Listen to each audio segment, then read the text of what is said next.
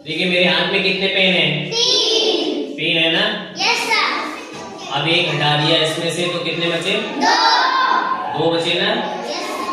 एक और हटा दिया तो 1। इस तरीके से जब किसी भी चीज में से चीजों को कम किया जाता है तो उसे हम कहते हैं घटाना। क्या कहते हैं? घटाना। तो आइए आज सीखते हैं हम घटाना। तो घटाने का चिन्ह क्या होता है?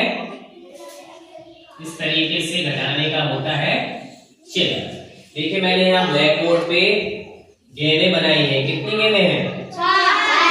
1 2 3 4 5 गेंदें बनाई हैं। अब ये 5 गेंदें जैसे मान लीजिए सिद्धार्थ के पास है तो उनके दोस्त को भी खेलना है। उसने कहा मुझे एक गेंद दे दो तो एक गेंद दे दी, यानी कट कर दीजिए इसको। तो कितनी गेंदें बचेंगी?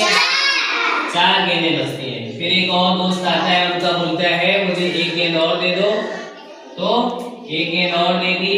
कितनी गेंदें बची? 3 गेंदें बची। 5 थी, 2 दे दी गई।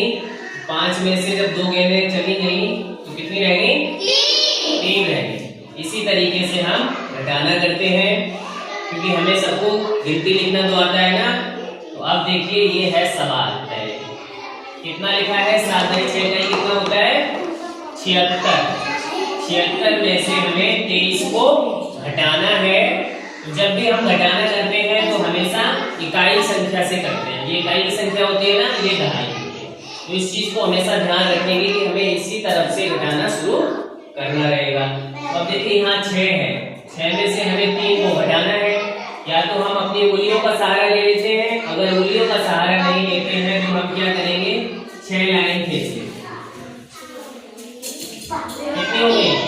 6 हो गई। मुझे 3 को घटाना है तो क्या करेंगे? 3 लाइन को कट कर देंगे।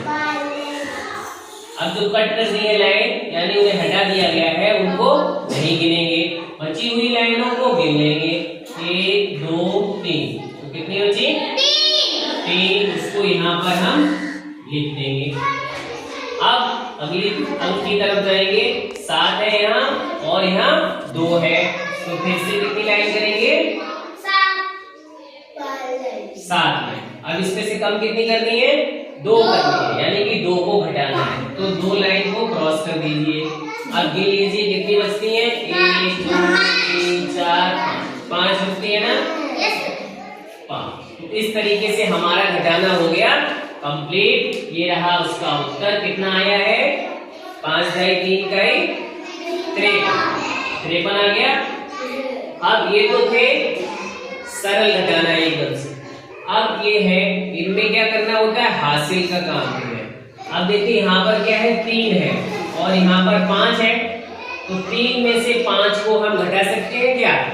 नहीं घटा सकते हैं क्योंकि ये छोटी संख्या है और ये बड़ी संख्या है। अगर कोई ये कहे मेरे पास मान लो ये 3 गेंदें हैं, 3 ही गेंदें रह गई, तो कोई कहे मुझे 5 गेंदें दे दो, तो क्या दे पाएंगे? नहीं दे पाएंगे। तो हम अपने पास वाले से गेंदें उधार लेंगे फिर उसको दे पाएंगे। और जब हम यहाँ से हासिल लेते हैं तो ये क्या होता है? दहाई का स्थान होता है। इसलिए हमेशा एक हासिल पर हमें कितनी चीजें मिलती हैं? 10 चीजें मिलती हैं। तो यहाँ से जब हासिल लेंगे तो 10 की हासिल मिलेगी। तो 10 में 3 को जोड़ेंगे तो कितना हो जाएगा?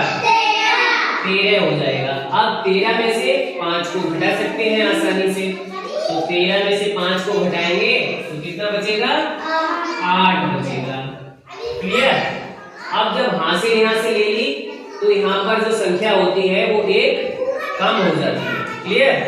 तो अब यहाँ 8 नहीं रह गया, कितना रह गया? 7 रह गया। 7 में से 3 को घटाएंगे तो कितना आएगा? 4 आएगा। ठीक है? इस तरीके से हासिल वाले घटाना को करते हैं। चलिए एक सवाल और देख लेते हैं। अब यहाँ पर देखिए कितना है? 70। कितना है? 70 में से हमें 45 को घटाना है। तो यहाँ पर देखिए क्या है? 0 है। 0 में से 5 को हम घटा नहीं सकते। तो यहाँ से भी हम हासिल लेंगे। तो जब हम हासिल लेंगे तो हासिल हमेशा कितने की होती है? 10 की।